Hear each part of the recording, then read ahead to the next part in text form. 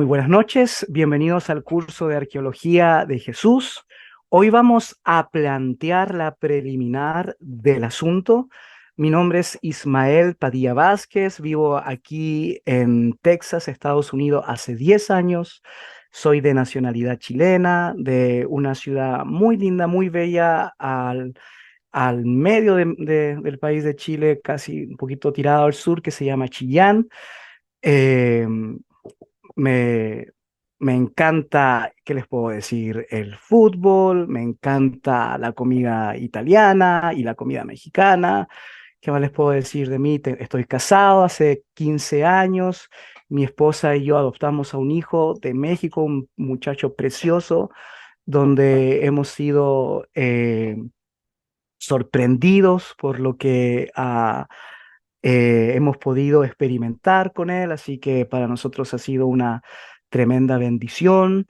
Mis primeros años en mi vida estuve sirviendo en el área pastoral, en lo que es la confesión protestante y en la tradición bautista en mi país, pero por 10 años he estado dedicado a una, a una área académica que me ha cambiado mi forma de abordar la Biblia y por supuesto mi forma de abordar el mundo.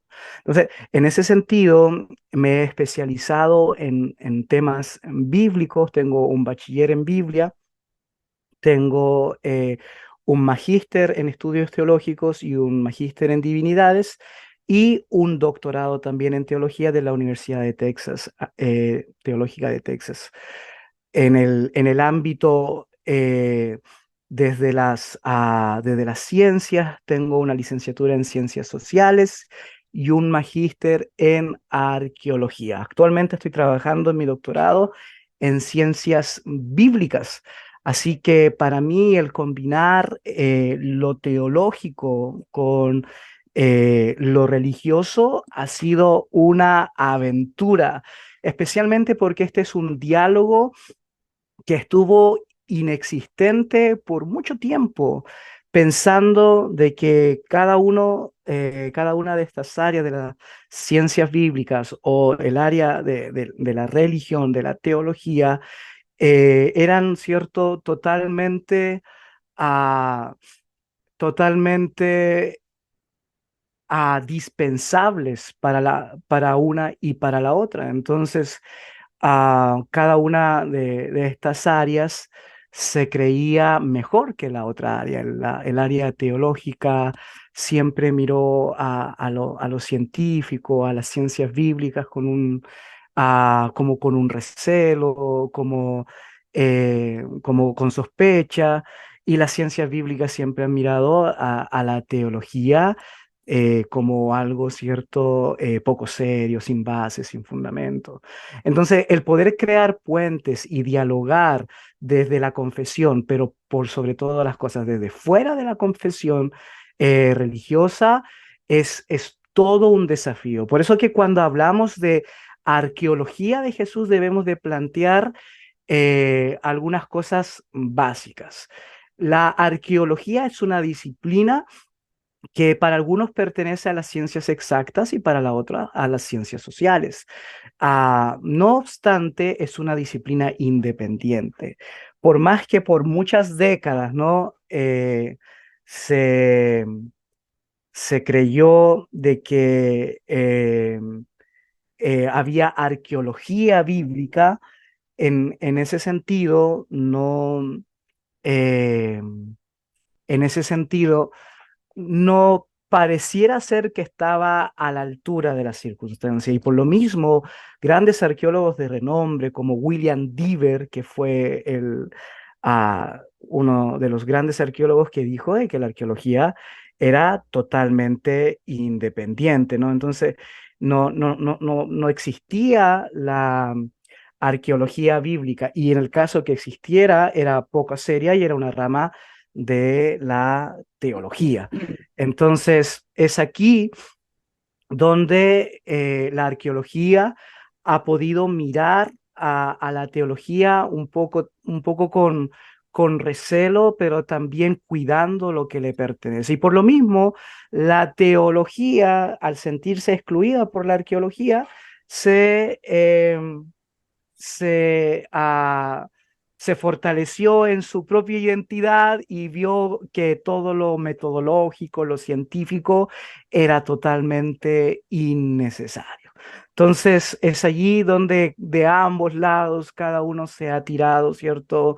De todo, se han cuestionado, se han faltado el respeto, se han reencantado, reconciliado, como expone Caballero Morales en su libro Arqueología Bíblica, ha sido una relación de amor y de odio, de encuentros y desencuentros entre la arqueología y la teología.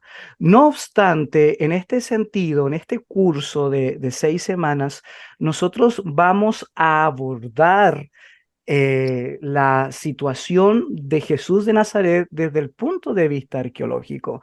Nos vamos a salir de la teología.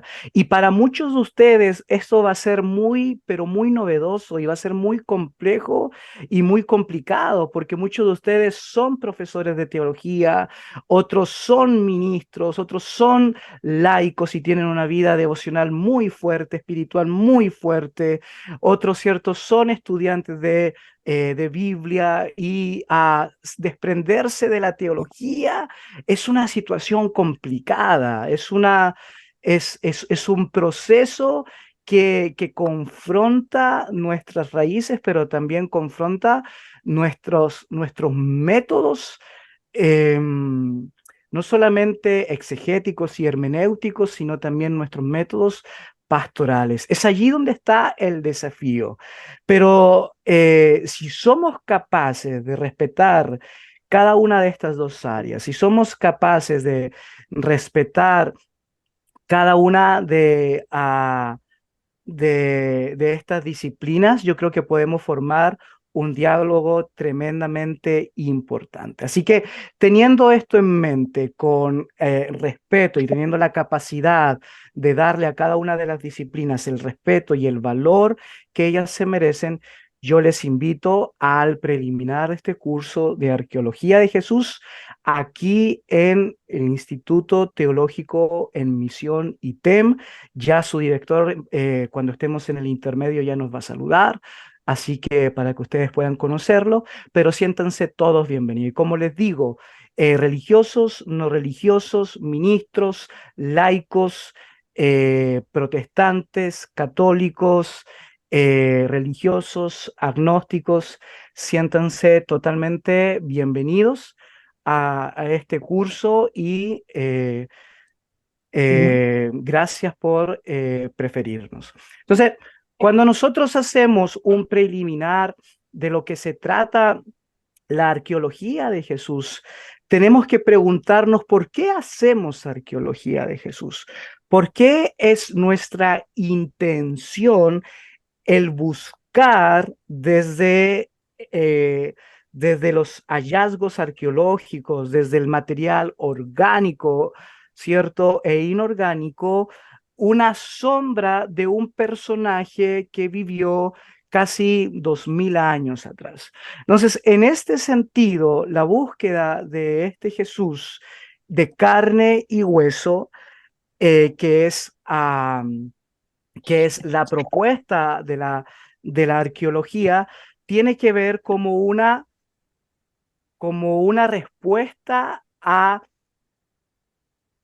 la mitología que se ha formado alrededor de la persona de Jesús de Nazaret. Han sido muchísimos los grandes autores, han sido muchísimos los grandes académicos que han definido y han concluido de que en realidad Jesús de Nazaret nunca existió y que fue un mito construido desde lo social, desde lo antropológico y desde lo psicológico de un grupo de personas de la Palestina del primer siglo. Y el primer mito que nosotros tenemos es el mito babilónico. El exponente de este mito es Peter Jansen. Y Peter Jansen a principios del siglo XX fue un orientalista alemán que apoyó la tesis mitista de Jesucristo. Él tiene una obra, pero wow, una obra magna que se llama Jesucristo, Moisés y Pablo de Tarso, y cierto sus paralelos con Gilgamesh, que es la representación arqueológica que nosotros tenemos ahí en la diapositiva. Este libro salió en 1909 y fue una bomba no solamente al aspecto religioso, sino que fue una bomba al aspecto también histórico, porque todo lo que tenía que ver con Babilonia ya estaba recién nuevo. Recuerden que Layard había descubierto Nínive en el año 1850 y había descubierto, ¿cierto?, la biblioteca, la gran biblioteca de por ahí, por el año 2000 antes de Cristo, y estaban comenzando a traducir todos los materiales. Cuando comienzan a hacer esto, se dan cuenta de que mucho de los mitos y de las leyendas que se encontraban en el material de la gran biblioteca de Nínive tenían un paralelo enorme con Jesús de Nazaret y el cristianismo primitivo. Es allí donde este orientalista, porque era experto en las culturas orientales, dice que por fin entiende de que Jesucristo y la iglesia primitiva son un reflejo de este mito que es mucho más antiguo, que es que tiene mucha base en lo que es la media luna fértil. Y cada uno de ustedes conoce el tema de Gilgamesh. Yo no voy a invertir tanto tiempo en esto, dado que muchos de ustedes son muy estudiosos, pero solamente recordarles, cierto, de que Gilgamesh es una epopeya que se encontró en el año 1850, pero que fue más o menos escrita por ahí por el año 1700 antes de Cristo, y hace alusión a un rey, al rey de Uruk, que se llamó Gilgamesh, que gobernó por el año 2700 antes de Cristo. Y este rey era un héroe. ¿Ok? Su vida estaba llena de peripecias en las que abundaban las aventuras sexuales, batallas contra monstruos y el encuentro vital con un enemigo humano al que torna en amigo y por el que se está dispuesto a hacer todo lo necesario para volverlo a la vida cuando muere. Este mito, el mito de Gilgamesh, también hace alusión al gran diluvio, y es allí donde obviamente los grandes teólogos y arqueólogos de Canaán y los teólogos de la tradición veterotestamentaria encuentran este diálogo cultural, ¿no? Que se ve impregnado en especialmente la Torá, cuando se habla de una creación, cuando se habla de un diluvio, y otros ciertos leyes como la ley del talión y otras cosas que pareciera ser que hay un diálogo socio-religioso, pero muy importante. Ahora, ese no es el tema de nuestra clase, nosotros ya sabemos eso. El tema es que este hombre piensa de que Jesús era un mito que representó todas las generaciones de traspaso de conocimiento de Gilgamesh. Entonces, muy importante. Este mito se concluye desde la perspectiva cristiana en lo siguiente. ¿Ok? Para crear la figura de Jesús, entonces, un autor desconocido y lleno de fantasía de lengua griega tomó la leyenda de Gilgamesh, todo lo que le pareció interesante, en especial lo relacionado con los mitos solares, y construyó así la figura de Jesús, que en realidad consistió en la plasmación literaria humana del sol, rodeado por los 12 signos del zodiaco, que eran, cierto, los 12 apóstoles. Entonces, ese es el mito de un Jesús con bases babilónicas, ¿ok? Bien. El segundo mito es el mito social. Y el mito social es representante eh, de una liberación de esclavos y de personas que pertenecían a la plataforma inferior de la pirámide social, especialmente en tiempos del Imperio Romano. Cristo no es sino la creación literaria del anhelo colectivo de liberación de la primera comunidad cristiana, es decir, la personificación de un movimiento social. Aquí el gran representante de este mito, del mito social, es Charles Ginbert, el cual señala que tal movimiento tenía una realidad, su raíz y fundamento en la estructura del Imperio Romano, el cual había creado una enorme masa de proletarios miserables, pero deseosos de recuperar su dignidad. Entonces, en ese sentido, este mito es un mito que muchas de las personas, ¿cierto?, que rechazan al Jesús histórico, cree, ¿no? Este mito, el mito social, ve el Nuevo Testamento como una construcción literaria. Aquí los cuatro evangelios no son más que una construcción de tipo mítico literario promovida por las circunstancias sociales. Entonces, si algunos pensaban de que tal vez la teología de la liberación era de la década de los 60, 70, no, para nada. Aquí vemos que también tiene algunas bases en esta teoría que se conoce como la teoría del mito social. Aquí apareció en este libro, si se dan cuenta. Aquí este libro fue el que cambió todo, salió por ahí por la década de los 50, de 1950. Y para este hombre, eh, los evangelios son un producto romano. Los cristianos del siglo I expresaron su ideal en una imagen de Cristo que les representaba como desheredados. Y una vez aceptada esta imagen como si fuera en realidad, les sirvió de guía y de principio de vida. Entonces, en ese sentido, el mito, el mito social es es muy fuerte, ¿no? El tercer mito que vamos a ver el día de hoy es el mito judío. Y el mito judío está construido en la visión de un personaje también mitológico para esta misma teoría que es Josué, el sucesor de Moisés.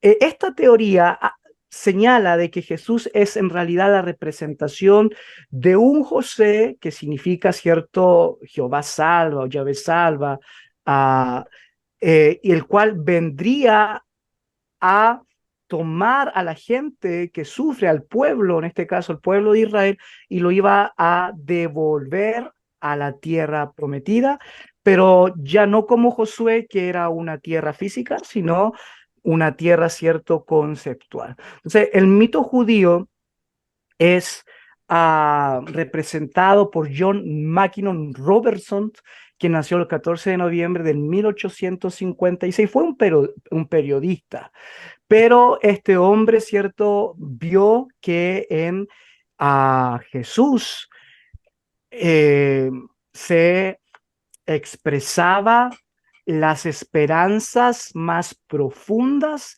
de los judaísmos intertestamentarios. Entonces, en ese sentido, el mito judío es muy fuerte. Y según este mito, los cristianos en concreto eran una secta judía, sucesora de los antiguos Ebionim, o cierto, como nosotros los llamamos, Ebionitas los pobres, que celebraba una suerte de comida religiosa en honor de Josué, Jesús, en la que se evocaba una antigua historia de un hombre Dios sacrificado por su padre para la salvación de la humanidad. Entonces, en este sentido, la comunidad cristiana era una extensión de uno de los grupos judíos. Recuerden que el judaísmo intertestamentario o del segundo templo era muy, muy pluralista. Hablamos no de judaísmo, sino de judaísmos. Y en este caso, los discípulos de Jesús son la continuación de estos judíos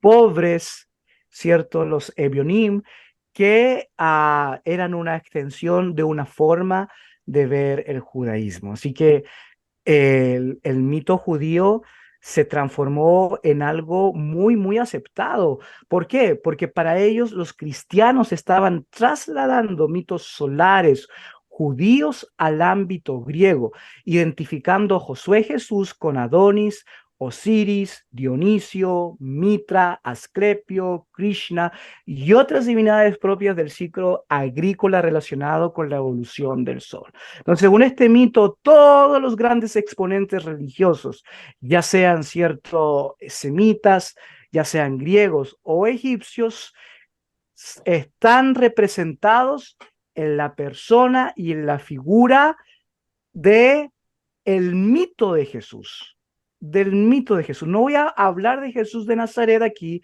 porque cuando hablo de Jesús de Nazaret estoy infiriendo, estoy, cierto, tácitamente diciendo de que existió en la historia, pero hablo del Jesús de los evangelios. Para este mito, para este Jesús realmente no existe, es un personaje literario, mitológico, construido, que simplemente es una de las expresiones de todos los otros grandes exponentes que habían aparecido en las diferentes culturas y en las diferentes épocas de la humanidad. Y creo que todavía, ¿no? En este tiempo sigue siendo muy, pero muy, muy fuerte, muy fuerte. Así que les recuerdo, el gran exponente de este es John Mackinnon Robertson. Así que para que busquen sus libros y la literatura de este personaje. El cuarto mito es el mito precristiano. El mito precristiano es algo fue novedoso para mí. Yo lo conocí hace poco cuando estaba desarrollando este curso. Y el mito precristiano cuenta de que un siglo antes del nacimiento de Jesús existía ya la secta judía de los nazarenos. El mito judío hablaba de la secta de los ebionitas, a este va a hablar de la secta de los nazarenos, que por el influjo religioso sincretista del helenismo rendía culto a un liberador divino, a un salvador que era como la proyección de Yahvé sobre la tierra, al que llamaban Jesús, puesto que su nombre significa Yahvé es el que salva. Entonces, aquí vemos que el gran exponente va a ser William Benjamin Smith. Creo que alguien tiene su micrófono abierto. A ver, ahí se apagó. Muchas gracias. El gran exponente del mito precristiano es William Benjamin Smith, quien a mediados del siglo XIX argumentó que las primeras fuentes cristianas, particularmente las epístolas paulinas, enfatizaban la divinidad a expensas de cualquier personalidad humana y que esto habría sido inverosímil si hubiera existido un Jesús humano. Entonces, en este sentido, los evangelistas posteriores fueron quienes expandieron este culto a Jesús Yahvé Salvador por medio de la adaptación literaria, pseudohistórica, simbólica y mítica del carácter salvífico de Yahvé en la vida de Jesús. Entonces, el mito precristiano es en realidad, cierto, una extensión de un yavismo que se había perdido entre las grandes sectas que florecieron en la época del Segundo Templo, como cierto fue el fariseísmo y los saduceos. Aquí el gran exponente va a ser Christian Heinrich Arthur Drost. Oh, no, no, no, no, no. Aquí este es un personaje distinto. Ok, bien, en ese sentido quedamos con los cuatro mitos. Hay muchos más, pero yo simplemente estoy preparando la tierra para poder construir algo que ya se viene.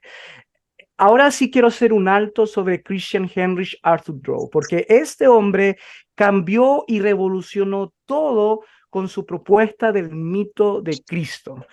En 1909, él saca un tremendo libro que está ahí, ¿cierto? El título en alemán que no me atrevo a pronunciar porque sé que aquí hay muchos que tienen un alemán excelente, pero este hombre define su teoría en 7 grandes conceptos. Este libro usted puede encontrar en español, ¿eh? Es un libro medio antiguo, viejito, no lo han vuelto a publicar, pero todavía se puede encontrar. Lo podría encontrar a $1,500 porque hay coleccionistas que los venden así de caro, o lo puede encontrar en 50 centavos en una librería empolvada perdida por ahí. Así que usted tiene que decidir cómo lo puede encontrar. Eh, a mí me pasa que busco un libro en Amazon y dice, porque como está ya fuera de edición, dice $700. Y me ha pasado que voy a estas ventas de garaje, a estas librerías viejas y lo encuentro a 50 centavos, $1, $2. ¡Wow! Así que hay que buscar, hay que buscar. Las conclusiones de este personaje son 7 que cambiaron todo, pero que también reflejan algo de los mitos que habíamos visto. Número 1, que la creencia en el Mesías existía ya en la Persia precristiana. Y muchos de ustedes son teólogos y saben, ¿no?, de que la teología veterotestamentaria fue de alguna u otra forma progresiva y que Israel se encuentra con el tema del Mesías en su diálogo socio-religioso con el zoroastrismo persa, ¿no? Cuando es llevado a cautivo de Babilonia y después cuando los persas derrotan a Babilonia y comienzan a traer su forma de ver el mundo. Entonces, bueno, este hombre dice, ¿cierto?, de que la creencia del Mesías ya existía. Y para él, que ya existiese y que no fuera novedad en el cristianismo, para él es complicado. Para él es complicado. Y ya vamos a hablar de eso. ¿Qué es lo que nos complica? Porque para mucha gente le complica tener o vivir en una religión que no tiene originalidad, que no tiene propuestas únicas. Y es muy interesante. Eso, bueno, esos son ciertos caminos teológicos, pero a este hombre le causó ruido de que hubiese un concepto de Mesías precristiano y por lo tanto, si no era original del cristianismo, hacía que el cristianismo no fuera, no fuera verdad. Entonces, es muy interesante eso. Aquí estamos en un aspecto arqueológico y no teológico, pero me gustaría que ustedes pensaran qué es lo que hace del cristianismo algo verdadero, algo cierto, su originalidad o sus diferencias. Entonces, me gustaría que pensaran en eso. Número 2, este hombre habla de que la noción de un mediador entre Dios y los seres humanos, la sabiduría o el Mesías, tampoco es judía, sino que depende de la reflexión filosófica griega en torno a la trascendencia divina. Lo mismo, ¿no? Tampoco es algo judío. Número 3, a medida que Yahvé se aleja más del mundo bajo, el influjo de la afirmación de su trascendencia, grupos sectarios en el judaísmo comienzan a sentir cierta insatisfacción, esto es muy interesante, y buscan en un Dios más cercano los medios para la ansiada liberación de las oscuras fuerzas de este mundo. Entonces, en ese sentido, la religión era requerida como una manifestación también sociopolítica para los devotos, ¿no? Entonces, en ese sentido, Arthur Drews, o Dreus concluye de que el mito de Cristo interpreta estas ansias por medio, ¿cierto?, de este grupo sectario judío que estaba insatisfecho. Número 4, la idea del Mesías sufriente tampoco es, es judía, tampoco, ¿cierto?, es cristiana, y aquí es donde se unen todos los que hablan, ¿cierto?, de que en el tiempo de Jesús hubieron muchos mesías Cada una de las sectas judías tuvieron sus propios mesías. Hubo muchos que murieron torturados, hubo muchos que murieron crucificados y por lo tanto, si es que hubo un Jesús histórico, este no fue original ni tampoco fue el único, dado que perteneció a un grupo, una gama de muchos que experimentaron lo mismo en cuanto al tema del siervo sufriente. Número 5, el nacimiento prodigioso del Mesías también, cierto, tiene paralelo con otras religiones y naturalmente todos son mitos o leyendas aceptados por los evangelistas. Entonces, para Dreus, los evangelistas son una especie de editores eh, un tanto interculturales. Ellos toman de aquí, de acá y al final hacen una edición y construyen literariamente a un personaje que representa las mayores esperanzas y a la solución de sus problemas, obviamente en su contexto.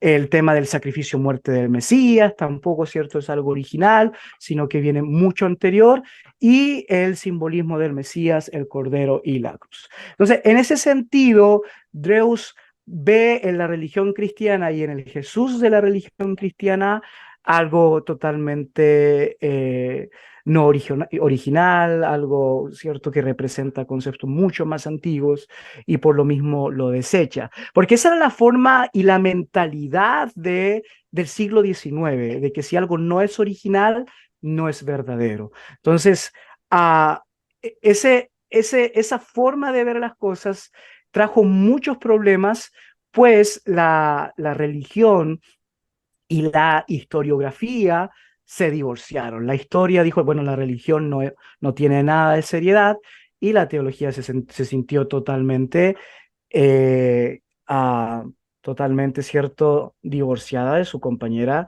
la historia. Entonces, este es el círculo que yo he creado, que le he colocado el círculo de Droz, que habla, cierto, de que el mito de Cristo es eso, una construcción sociológica y psicológica de las comunidades primitivas, dado que nada, pero nada es original. Entonces, son las 7 cosas de las cuales ya hablamos. Si voy pasando muy rápido, no se preocupen porque esta clase está quedando grabada y las presentaciones se les va a entregar a cada uno de ustedes y van a ser puestas en el Classroom. Ahora, hay otro personaje que también fue uno de los personajes que ha ayudado a trabajar el tema de la arqueología de Jesús, pues él ha sido uno de los grandes exponentes de la religión como una interpretación, como una recopilación de ideas, de pensamientos y de movimientos mucho más antiguos y una construcción literaria y teológica de un Cristo que en realidad nunca existió. Y este es Michael Onfray, un hombre que ha escrito más de 100 libros, no sé cómo una persona tan joven puede escribir más de 100 libros, y cierto, nació el 1 de enero de 1959 y trajo muchas teorías. De las teorías que él trajo, eh, se han sacado 10 principales. Y esto usted lo puede encontrar en este libro que se llama Tratado de Ateología. Por si a alguno de ustedes les gusta la bibliografía, les gusta buscar libros, aquí está. Y yo obviamente por el tiempo y porque no es una clase de teología, ni de teodicea, ni de apologética, sino de arqueología, yo no les voy a presentar los 10 argumentos que él plantea, pero sí los más importantes que nos van a ayudar en nuestra radiografía para plantear el tema arqueológico. Número 1, la existencia de Jesús no puede verificarse históricamente porque no hay fuentes fiables. Entonces, este hombre dice que el Jesús histórico no se puede comprobar por la historiografía, por los recursos literarios, no se puede. Y con relación a esto, Alguien me preguntó el otro día, me decía, ¿se puede comprobar la existencia de Jesús desde la arqueología? Y yo le tuve que decir, no, tampoco. Tampoco, y ya vamos a hablar de eso. Bien, la creación de este mito se debe a la segunda idea que él tiene, que la creación del mito de Jesús se debe a las circunstancias sociales, políticas y religiosas del Israel del siglo I y su entorno. Como les decía, era un entorno que estaba, como dice el punto número 3, exaltadamente, ¿cierto? Esperando un remesón, porque estaban sufriendo, necesitaban algo en que pudiesen tener esperanza. El punto número 4 es que aquí el que fabrica todo y quien crea el cristianismo, y es algo que ustedes ya saben, es Pablo de Tarso. Jesús no existió y si él dice, y en el caso que existiera, nunca creó nada. Entonces aquí es Pablo de Tarso, el inventor, el genio, si se puede llamar así, o el mentiroso más grande de la historia, quien ha creado de una figura inexistente un mito que para nosotros que lo vemos desde el siglo XX es totalmente, si fuese un mito, es totalmente un engaño, pero eso sería anacronismo, ¿no? Porque estaríamos mirando una cultura con nuestros propios ojos y antropológicamente hablando, el mito era una propuesta sociológica y social para generar esperanza en las personas. Entonces, en ese sentido, muchas de estas personas trabajan fuera desde las ciencias sociales, pero para él, Pablo de Tarso es el inventor de todo. Y número 5, propiamente el constructor intelectual de Jesús de Nazaret fue el evangelista Marcos. Él confirma lo que los grandes críticos de las fuentes hablan, de que Marcos es la primera fuente. Está el documento Q, Marcos se sirvió también de la logia y otras cosas más. Y él dice, cierto, que de aquí todos los demás evangelistas copian de Marco, pero en realidad Marco trabaja con materiales de Pitágoras, Sócrates y otros. Entonces, en ese sentido, su construcción histórica de Jesús es una copia feliz del Edén de muchas propuestas filosóficas preexistentes. Entonces, en conclusión, una vez propaladas estas historias en torno a un personaje inexistente, una mera construcción intelectual, gracias al poder informativo del lenguaje, el Jesús simplemente inventado va a tomar su cuerpo real, ya que el poder del lenguaje, al afirmar, crea lo que enuncia. Entonces, en ese sentido, este hombre dice que Jesús es una creación. Ahora bien, para ir finalizando este preliminar. Aquí hay dos hombres que me gustaría que pudiesen, ¿cierto?, ustedes ponerle atención. Aquí tenemos a un alemán que es Martín Kachler, no sé cómo se pronuncia. Dice que él concluye que no necesitamos conocer todos los detalles sobre la vida de Jesús. Todo lo que realmente necesitamos saber es que Jesús murió por los pecados del mundo. Es a través de él que somos redimidos. La preocupación por detalles tenues sobre la vida de Jesús distrae de lo que realmente importa acerca de Jesús, su muerte redentora y su posterior resurrección. Entonces, en este sentido, yo como profesor voy a traer dos autores para comparar, porque cada uno de ellos presenta teorías extremas. Por ejemplo, para este teólogo, a él no le interesa que Jesús haya existido, ¿no? Para él, si la religión hace bien, eso cuenta y punto.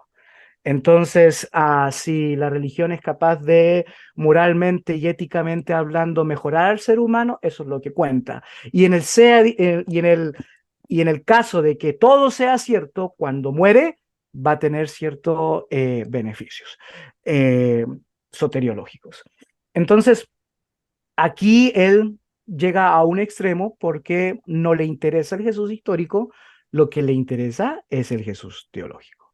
Pero el otro exponente que es reconocido y que muchos de ustedes ya trabajan es Bart Denton Ehrman.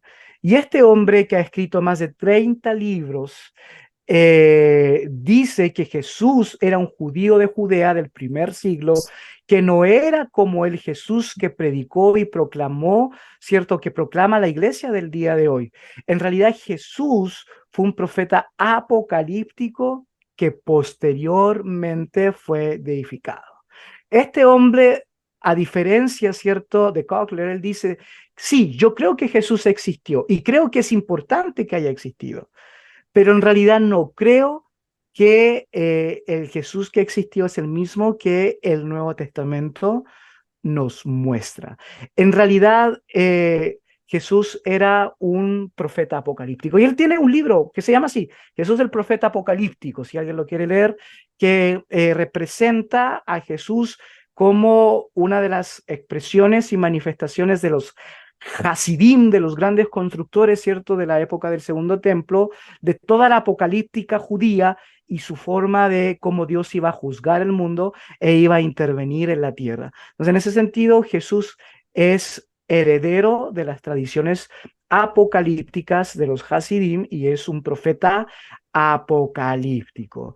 Yo creo que aquí no hay nadie que no sepa que la apocalíptica es un recurso literario judío para dar cuenta de una propuesta teológica del año 400 antes de Cristo al primero después de Cristo. Cuando yo hablo de apocalíptico, no me refiero al libro de Apocalipsis que tenemos o que se tiene en el Nuevo Testamento. No, me refiero al planteamiento literario de los judíos, ¿ok? Entonces, en ese sentido, aquí tenemos a Herman que dice que a Jesús pareciera sí que existió, pero no tiene nada que ver con el Nuevo Testamento. Y tenemos, ¿cierto?, eh, a Cochlear que dice que el Jesús histórico no importa. En realidad lo que importa es el Jesús teológico. Y eso es lo que nosotros vamos a ir escarbando, porque cuando hablamos de arqueología de Jesús, sí, vamos a ir, ¿cierto?, trabajando la figura de Jesús de Nazaret desde la disciplina de la arqueología, pero también en la figura literaria romántica vamos a poder decir que vamos a ir escarbando en este personaje tan, ¿cierto?, odiado, tan amado, tan repudiado, tan querido por tantas personas en diferentes generaciones. Uno dice que su existencia no importa, otro dice que sí importa, pero no mucho porque no es lo mismo que se tiene en el Nuevo Testamento. Ahora, solamente decir algo, y aquí hay mucha gente que va a la iglesia y es religiosa en este curso. Este hombre, Herman, era de Kentucky, aquí en Estados Unidos, y era de una iglesia fundamentalista. Fue un hombre muy, pero muy fundamentalista. Y ah, quiero ser el alto a esto, porque los grandes personajes que yo he tenido como profesor, a Herman, a William Deaver, Deaver fue pastor incluso, pero después se volvieron, ¿cierto?, agnósticos. Entonces, en ese sentido, nosotros tenemos que cuidar el salto de personas fundamentalistas al agnosticismo. Uno de mis mejores amigos, un genio, es un doctor, él, una persona muy radical que tenía todo el cuento claro, pero le movieron un palito de su teología y se le cayó todo. Por lo tanto, nada era verdadero.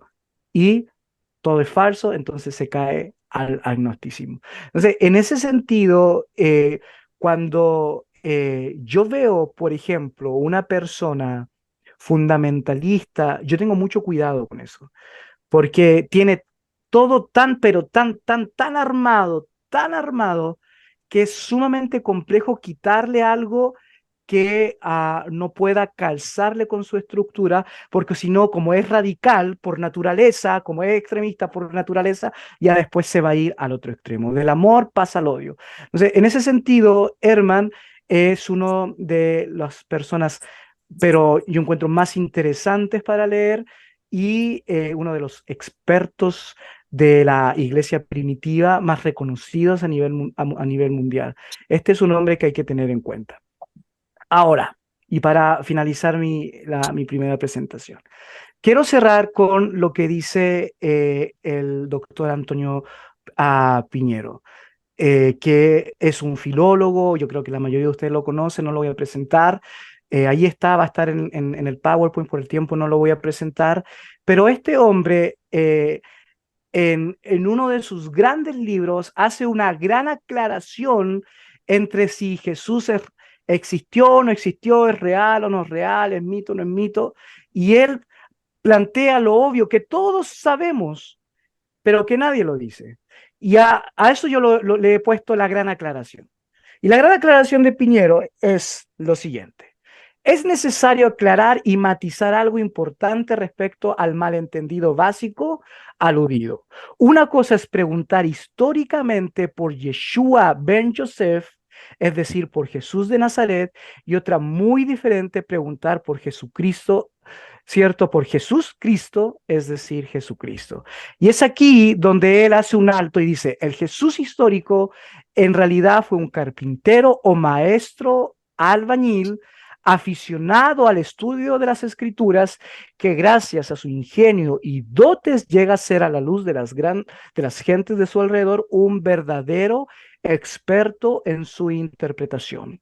Un hombre muy dotado como orador, un sanador y un exorcista, pero que fracasa en su propósito de convencer a las gentes de que el reino de Dios va a venir de inmediato y anda a arrepentirse sinceramente para poder ser admitido en él. Y asimismo dice que el Jesús teológico es el Hijo real, físico, óntico de Dios, que existe desde toda la eternidad, que desciende de la tierra por designio de su Padre para encarnarse en Jesús de Nazaret y que al final de su vida acepta voluntariamente la muerte en la cruz como un sacrificio necesario para la reconciliación definitiva de la humanidad pecadora desde Adán con su Creador.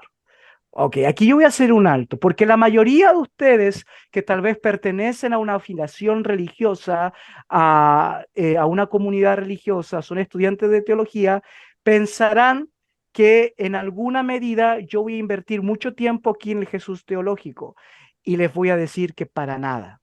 Este curso no es un curso de teología, es un curso de arqueología. Por lo tanto, el tema de Jesús como Hijo de Dios, que está sentado a la diestra de Dios Padre y que es el instrumento para la salvación, no es algo que compete a este curso.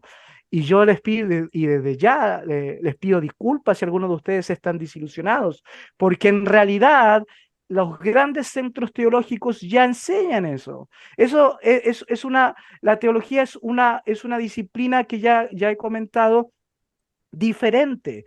Nosotros vamos a trabajar con el Jesús histórico. Y lo que usted hace con el Jesús histórico es asunto de usted.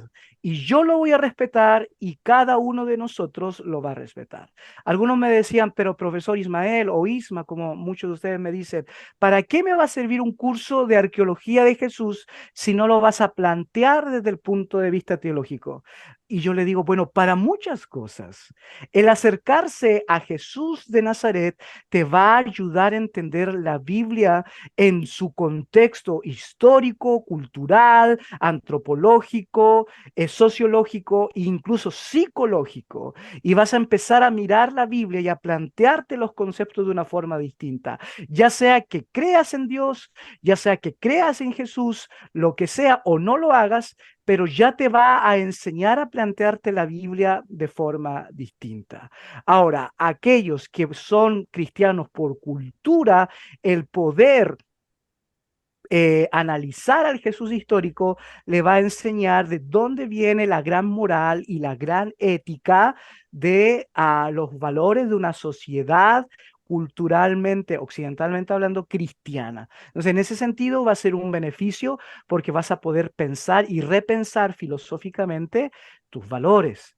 Y en tercer lugar, si hay alguien aquí que cree en Dios, que cree en Jesucristo y está dispuesto a dar su vida por Él, el poder conocer mejor de Jesús va a ayudarle en su planteamiento devocional, pastoral, misionológico y evangelístico. Así que lo que nosotros vamos a hacer, doctor Royman, doctora Zapata, doctor Barreiro, profesor Joaquín Moya, lo que vamos a hacer nosotros es vamos a entregarte los conocimientos, la información, el material y los detalles. Lo que tú quieras hacer con ello va a ser su decisión. ¿Les parece? Es su decisión. Ustedes tienen que ver qué es lo que quieren hacer con ello. Nosotros acá no vamos a hacer ningún llamado a nada, ni proselitista, ni ningún llamado a ateísta, ni para nada de eso. Nosotros vamos a caminar desde lo serio, desde lo responsable, desde lo académico. ¿Por qué? Porque como les dije, o les planteé al principio, el mito de Cristo ha sido muy fuerte, muy fuerte. Por eso que hay que hacer esta distinción. Y aquí es donde yo les recomiendo este libro, donde he sacado mucho del material que estoy exponiendo, que se llama Aproximación al Jesús histórico. Y es aquí donde nosotros tenemos que hacer esta esta distinción, ¿no? Entre el Jesús de Nazaret y el Jesús Cristo. Y es por eso que el replantearse el asunto del material histórico nos va a ayudar, nos va a ayudar. ¿Por qué? Porque ya clarificamos una distinción. Pero en segundo lugar, también vamos a trabajar el registro histórico. ¿Qué dice la historiografía acerca de Jesús de Nazaret? Porque según para el doctor Piñero, para el doctor John Mayer y para el doctor James Dunn, realmente, históricamente hablando, sí se puede comprobar que existió Jesús de Nazaret. Entonces hay que revisar la cita de los historiadores y hay que replantear el tema de cómo se entiende la historia. Para el doctor Piñero, los evangelios, aunque no son material histórico, contienen historia y por lo tanto sí son fiables. Sí son fiables. Entonces, en ese sentido, yo necesito que cada uno de ustedes pueda estar abierto a reconocer a este Jesús histórico, a este Jesús histórico que fue, a este Jesús histórico que ha sido estudiado casi por 2 siglos, desde, cierto, desde, aquí tengo, y le recomiendo este libro Jesús y la arqueología que va a ser el libro clave de este curso, aunque cada uno de los profesores va a escoger su propia literatura y su propia bibliografía. Pero desde tiempos de Hermann Samuel Reimarus, el tema del Jesús histórico ha sido importante.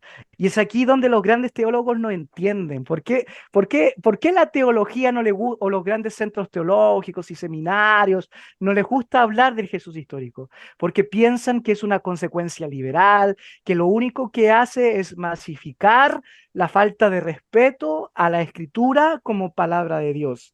Así lo ven los grandes seminarios, por lo tanto se alejan de la enseñanza del Jesús histórico, cuando en realidad no es así. Yo ya les mostré que desde el siglo XIX el mito de Cristo, que Cristo o Jesús era un tema mitológico, fue muy fuerte.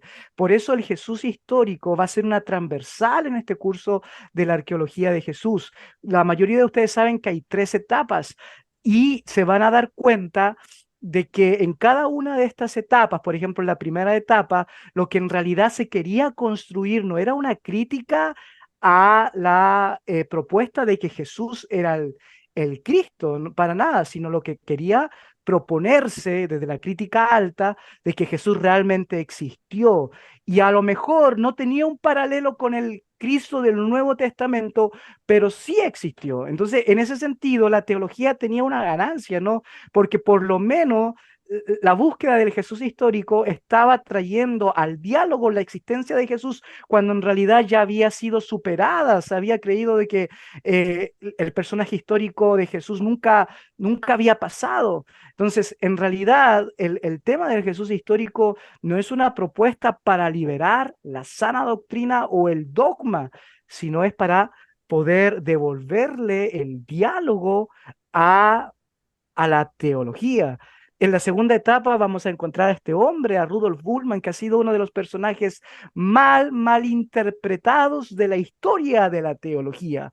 Todo el mundo lo mira, ¿cierto?, como un antagonista teológico que con su recurso exegético de la desmitologización lo único que hace es faltar el respeto al Jesús teológico, cuando en realidad este hombre es el que le devuelve la seriedad al tema académico de Jesús de Nazaret.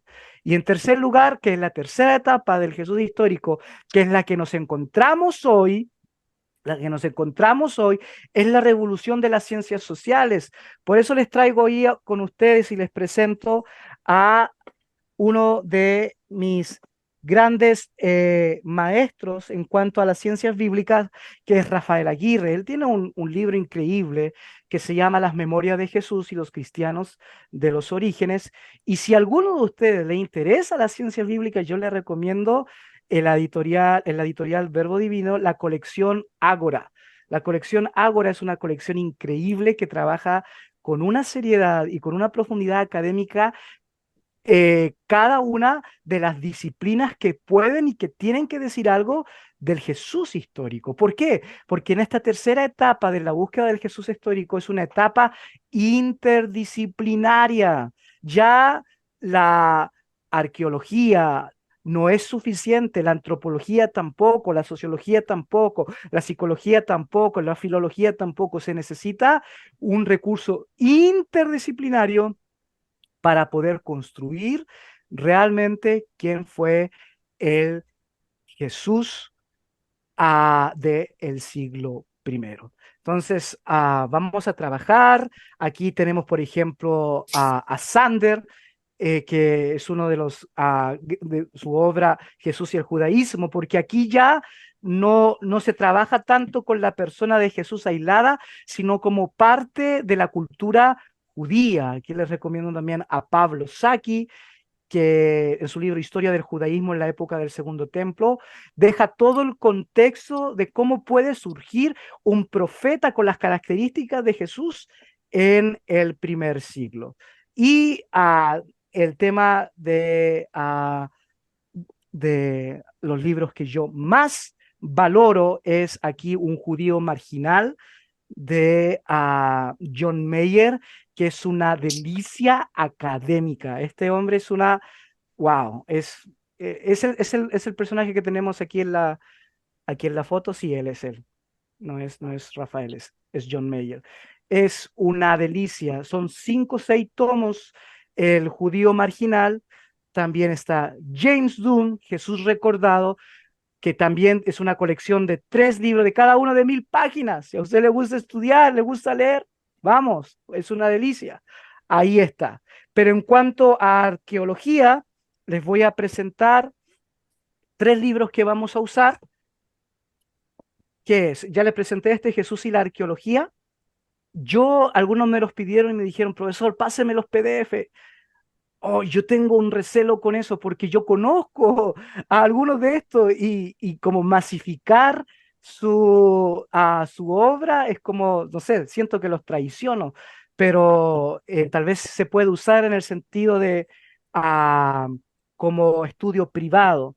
El otro es Jesús de Galilea de Jonathan Reed. Este es un capo y trabaja el tema de Galilea que va a trabajar el doctor Pedro Barreiro y la doctora Marcelo Zapata en una profundidad increíble, porque cuando tú vas ahí a Galilea, y aquí yo tengo algunos de mis estudiantes que fuimos el año pasado a Galilea, te cambia la perspectiva, te das cuenta de que en realidad Jesús no era jerosolamitano, no tenía características etnográficas o étnicas de Jerusalén, sino en realidad de Galilea. Y por eso la mayoría de sus discípulos y el que lo traicionó no era de Galilea porque nunca entendió la propuesta y el proyecto Galileo que se veía en Jesús de Nazaret. Y el último es John Freine, Jesús, un Galileo judío, ¿ok? Así que algo me pregunta, ¿vamos a recibir la lista? Sí, les tengo la bibliografía ahí en el Classroom, así que van a recibir toda la lista de los libros para que puedan ustedes trabajarlo. Bien, yo cierro mi presentación, voy a abrir a preguntas.